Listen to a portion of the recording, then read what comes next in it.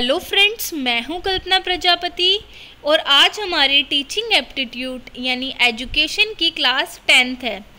तो ये सीरीज़ है हमारी वीडियो की, इसमें आपको टीएन कॉलेज ऑफ कंपटीशन के सारे क्लास नोट्स प्रोवाइड किए जा रहे हैं। आज हमारा टॉपिक है थिंकिंग, कि थिंकिंग क्या होती है। तो थिंकिंग होती है हमारा एक मेंटल प्रोसेस है। जो थिंकिंग है हमारी एक मेंटल प्रोसेस है by which we solve our all problems and questions, कि जिसका यूज़ करके हमारी जितनी भी प्रॉब्लम है, हमारे जितने भी सवाल हैं, उन सारी प्रॉब्लम, उन सारे क्वेश्चंस के आंसर ढूंढना, ये सब हम थिंकिंग की हेल्प से करते हैं। तो इसके अंदर जो थिंकिंग होती है ना, उसमें दो चीज़ें होती हैं, एक हमारी इंटेलिजेंस है और क्रिएटिविटी है। तो थिंकिंग में 2 टाइप्स की थिंकिंग होती है। तो थिंकिंग में सबसे पहले आ जाती है हमारी कन्वर्जेंट थिंकिंग। कन्वर्जेंट थिंकिंग मतलब, या थिंकिंग से ही आप समझ लो, थिंकिंग से ही हम ये जनरली बोलते हैं कि अगर किसी की थिंकिंग अच्छी है और वो हर चीज़ के क्वेश्चंस आंसर और वाइडर उसका कॉन्सेप्ट है और सोच रहा है हर चीज़ों में, तो वो क्या कहलाता है, वो इंटेलिजेंट बोल देते हैं उसे, कि ये बच्चा इतना इंटेलिजेंट है, उसका आईक्यू ज़्यादा है। तो अब इसमें हम कैसे पता लगाएंगे कि किसकी थिंकिंग कितनी ज़्यादा है। तो उसमें होते हैं हम, जैसे एक होता है हमारी कन्वर्जेंट थिंकिंग, जिसके अंदर हम क्वेश्चंस जो पूछते हैं बच्चों से, वो कन्वर्जेंट थिंकिंग पे बेस्ड होते हैं। क्लोज एंडेड क्वेश्चंस होते हैं, जिसको हम एक विद चिंतन भी कहते हैं। जितनी भी प्रॉब्लम्स हैं वो सॉल्व करते हैं हम थिंकिंग में बाय दिस प्रोसेस, हम उसको क्लोज एंडेड कहते हैं। ये जो क्वेश्चंस और प्रॉब्लम्स होती हैं उनका आंसर एक ही होता है। जैसे who is the prime minister of India, तो आंसर एक ही मिलेगा। प्रेसिडेंट ऑफ इंडिया क्या है, नेशनल फ्लावर क्या है, नेशनल फूड क्या है, फादर ऑफ नेशन कौन है, या आपने कोई चैप्टर पढ़ाया, बताओ क्या कहते हैं, डिस्पर्सन क्या होता है, डिफ्यूज़न क्या होता है। कोई भी चीज़ जिसका एक फिक्स्ड आंसर है, हाँ इसका आंसर यही होगा। जैसे आप बताओ कि आपके पेरेंट्स का नाम क्या है, what is your brother's name, तो what are your parents name. तो ये सारी चीज़ें क्या है, कन्वर्जेंट थिंकिंग, जिनके एक ही आंसर होता है, एक से ज़्यादा आंसर नहीं हो सकता। इसको इसलिए हम क्लोज एंडेड थिंकिंग भी कहते हैं। अब दूसरी आ जाती है हमारी क्रिएटिव थिंकिंग, या आप सीधा बोल सकते हो कन्वर्जेंट थिंकिंग में जो हमने लास्ट क्लास में जो हमने ब्लूम्स की टैक्सोनॉमी पढ़ी थी, जो बहुत ज़्यादा इम्पोर्टेंट थी।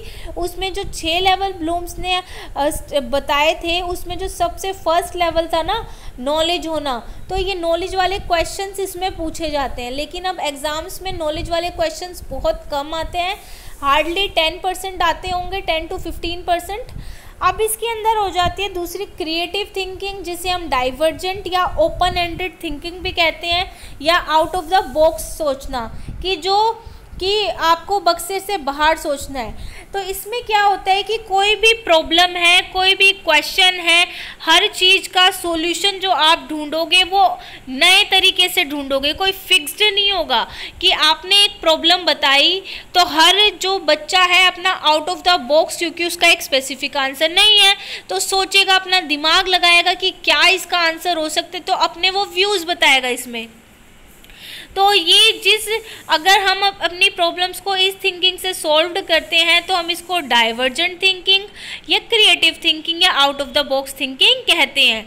तो हर चाइल्ड जो होता है इसके अंदर आंसर अपने आप देता है। इसमें हर इंडिविजुअल जो है अलग तरीके से आंसर देगा। जैसे कि हमने बता दी कि आजकल पेट्रोल के प्राइस जो है, मान लो 100 रुपये से ऊपर जा रहे हैं, तो हम बोलेंगे कि आप बताओ कि अगर पेट्रोल के प्राइस और ज़्यादा चले गए तो आपकी इनकम पे क्या इफ़ेक्ट पड़ेगा। ठीक है, क्या कहते हैं, आप कैसे अपना क्या कहते हैं गुजर बसर कर पाओगे, या आपको एक दिन के लिए प्रधानमंत्री बना दिया जाए तो क्या करोगे आप, अगर ये दिल्ली में ये प्लास्टिक बैन हो जाए तो क्या होगा। तो ये जितने भी क्वेश्चंस होते हैं कि जो डिमोनेटाइजेशन हुआ था उसका इफ़ेक्ट क्या पड़ा था, जो अभी नया जीएसटी आया उसका क्या इफ़ेक्ट पड़ रहा है, क्या ये होना चाहिए या नहीं होना चाहिए, नहीं होना चाहिए तो क्यों नहीं होना चाहिए, होना चाहिए तो क्यों होना चाहिए। तो ऐसे जितने भी क्वेश्चंस हैं उन सब का आंसर बच्चा अलग तरीके से देगा, अपनी बात को रखेगा।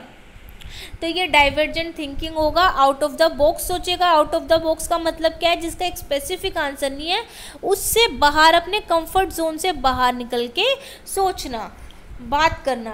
अब आ जाता है हमारा प्रोसेस ऑफ थिंकिंग, कि हम थिंकिंग करते कैसे हैं, क्या है इसका प्रोसेस। तो सबसे पहले होता है इसमें लैंग्वेज, और ये कोई पहले नहीं है, ये आपस में ऊपर नीचे हो सकते हैं स्टेप्स। तो एक लैंग्वेज या सिंबल या साइन होना चाहिए कि मान लो अभी आप कुछ सोच रहे हो, तो चाहे आप कहीं भी रह रहे हो, किसी भी कंट्री में हो, तो उस कंट्री की अपनी एक भाषा होगी, या अगर एनिमल है, एनिमल की भी अपनी एक भाषा होती है, तो हर इंसान की भी एक अपनी भाषा होती है। तो हम सोचते हैं तो हमारी क्या है, एक लैंग्वेज है, चाहे हिंदी में सोचे, इंग्लिश में सोचे, आपकी जो भी भाषा आप उसमें सोचो, तो एक लैंग्वेज होती है सोचते टाइम पे।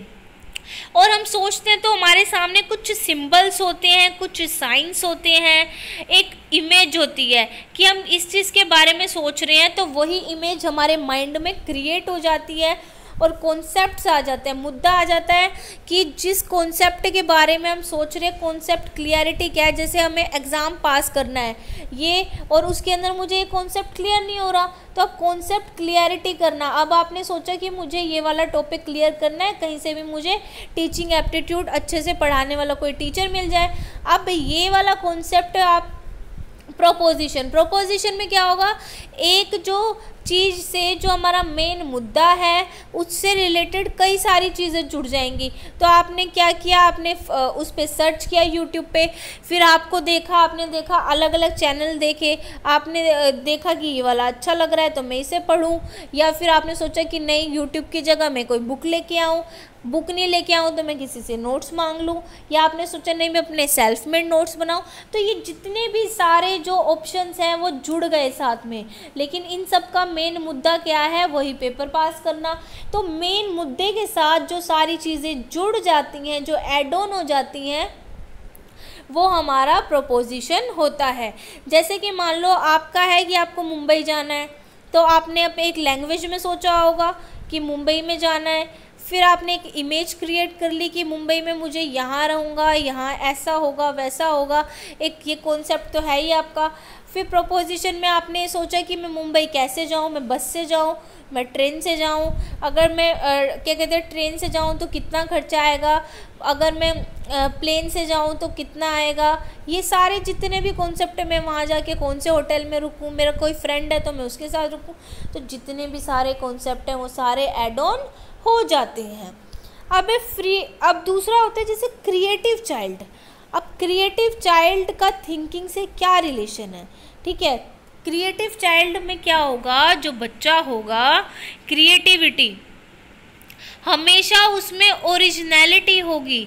जो भी वो बच्चा ऐसा है जिसकी जो थिंकिंग है वो क्रिएटिविटी से रिलेटेड है, कि जब भी वो बोलेगा वो हमेशा ओरिजिनल बोलेगा, अपनी सेल्फ थिंकिंग से बोलेगा, अपनी क्रिएटिविटी दिखाएगा, अपने उसके कॉन्सेप्ट अपने बताएगा, अपने तरीके से उस बात को कहेगा। कि जैसे ना रट्टाफिकेशन वाली कोई बात नहीं होगी, अगर मैंने आपको कोई बात समझाई है तो उसी बात को वो अपनी लैंग्वेज में बताएगा, ओरिजिनलिटी होगी, ठीक है। और जैसे पेपर में लिखा भी आता है कि इन योर ओन वर्ड्स, अपने शब्दों में बताइए, तो यानी कि वहाँ पे राइटर आपसे ये, एग्जामिनर ये चाहता है कि आप कितना समझे हो, अपनी भाषा में बताओ उसे।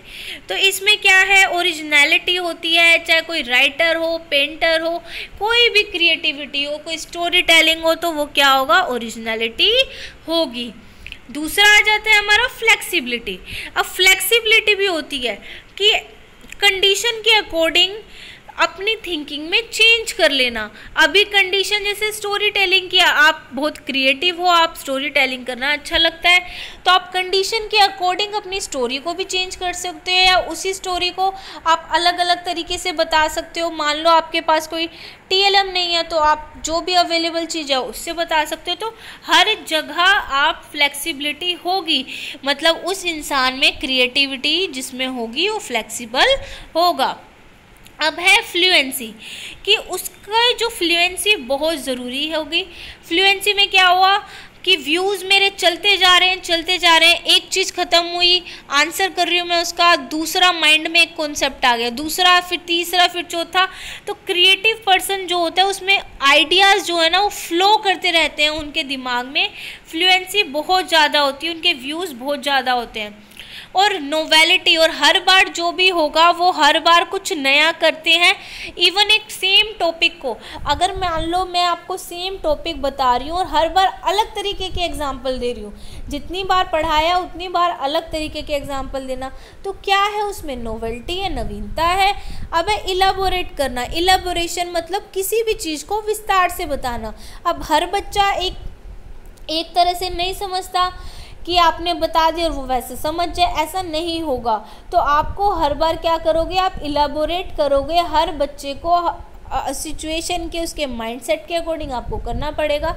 तो जो क्रिएटिव चाइल्ड होगा, जो क्रिएटिव थिंकिंग वाला होगा, उसमें ओरिजिनल होगा, कोई किसी की चोरी नहीं करनी, अपना ओरिजिनल है, फ्लेक्सिबल है, फ्लुएंसी है, नोवेलिटी है और इलेबोरेशन है। अब हम क्रिएटिविटी को कैसे बढ़ा सकते हैं? अब जो हमारी बुद्धि यानी हमारी इंटेलिजेंस और जो हमारी क्रिएटिविटी है ना, वो भगवान ने हमें दी है। जब हमने, याद करो, हमने साइकोलॉजी में हमने पढ़ा था, आपको अगर याद हो तो, साइकोलॉजी का जो हमारा फर्स्ट ही चैप्टर था, मे बी सेकंड था, सॉरी, ग्रोथ एंड डेवलपमेंट में हमने पढ़ा था कि जो बुद्धि है, जो ब्रेन है और जो हमारी क्रिएटिविटी है, ये भगवान ने हमें दी है, गॉड गिफ्टेड है, ये जेनेटिक है, ये हेरिडिटी से रिलेटेड है। तो और हम उसमें अपने एनवायरनमेंट के अकॉर्डिंग कितना हम उसे बढ़ा सकते हैं, उसको एनहेंस कर सकते हैं, वो मैटर करता है। तो बुद्धि और क्रिएटिविटी जन्मजात होती है। जब हम बुद्धि 16 साल तक विकसित हो जाती है, अगर 16 साल तक का बच्चा है तो हम ये मानेंगे कि उसका जो डेवलपमेंट है ना माइंड का, ब्रेन का, वो पूरा हो चुका है। अब है बुद्धि और क्रिएटिविटी को हम डेवलप कैसे करें, क्रिएटिविटी। अब ब्रेनस्टॉर्मिंग जो मेथड है, ये ओसबोर्न ने दिया था। इसके अंदर क्या, ऑन द स्पॉट, जैसे एक्सटेम्परी होती है उसको बोलते हैं, ऑन द स्पॉट आपको टॉपिक दिया और कहा अब इस पे बोलो। अब जब बच्चा, आप ये देखो, जब हम बोलते हैं ना तब हमारे विचार बहुत फ्लुएंटली, हम क्या कहते हैं, बातों को कहते हैं और फ्लुएंसी हमारे दिमाग में चलती रहती है। लेकिन हम जब उस चीज़ को लिखते हैं ना तो हम अपना दिमाग बहुत ज़्यादा लगाते हैं, लेकिन जब हम बोलते हैं तो हमारे आइडियाज़ और जल्दी आते हैं और उससे हमें हमारी असली क्रिएटिविटी उससे पता चलती है कि आप बोलने पे आपके आइडियाज़ आप कैसे एक्सप्लेन कर रहे हो। लेकिन आप टीचर होने के नाते आप इससे कर सकते हो। और इस टाइम पे टीचर को, अगर टीचर ने एक बच्चे को बोला, एक टॉपिक दिया और कहा कि शुरू हो जाओ, बोलना शुरू करो इस पे, तो वो बोलेगा वो जितनी भी चीज़ें हैं। लेकिन उस टाइम पे जो बच्चा फ्लो में है और चाहे बच्चा गलत भी बोल रहा है तो, लेकिन टीचर को ना बीच में टोकना नहीं चाहिए, उसे रोकना नहीं चाहिए कि रुको। तो इससे क्या होगा, बच्चे का मोटिवेशन, मोरल डाउन होगा और वो नहीं कर पाएगा। उसको क्रिटिसाइज़ नहीं करना उसको, बल्कि आपको क्या कहते हैं, उसको बढ़ावा देना है कि हाँ बेटा, क्या कहते हैं, आपको ऐसे और कोशिश करते रहनी है। तो इससे उसकी क्रिएटिविटी बढ़ेगी। अब है और आप ये ग्रुप में भी करा सकते हो ब्रेनस्टॉर्मिंग। आपने 3-4 बच्चे खड़े करके बोल दिए खड़े हो जाओ, अब इनको टॉपिक दिया एक कि ये टॉपिक है और बोला उसके, मान लो टॉपिक के पार्ट्स हैं ये, कि एक ने बोला, उसके स्टॉप होते ही दूसरे बोलो शुरू करो, आगे बढ़ाओ इसे, तीसरे को बोलो। तो इसमें क्या है, आगे पीछे बोल दो, कि सीक्वेंस में ना बोल के अब तुम बोलो। तो ये क्या है हमारा, इससे क्रिएटिविटी बढ़ती है। और लास्ट में टीचर क्या कर देगा, उस टॉपिक को समराइज कर देगा। अब है एल्गोरिथम क्या होता है, हम इसको मोस्टली रीजनिंग में और मैथमेटिक्स में यूज़ करते हैं। इसके अंदर है सॉल्व करना प्रॉब्लम को स्टेप बाय स्टेप। जब हम प्रॉब्लम को सॉल्व करते हैं तो हम वो एल्गोरिथम, ये सारी चीज़ें इसमें आएगी।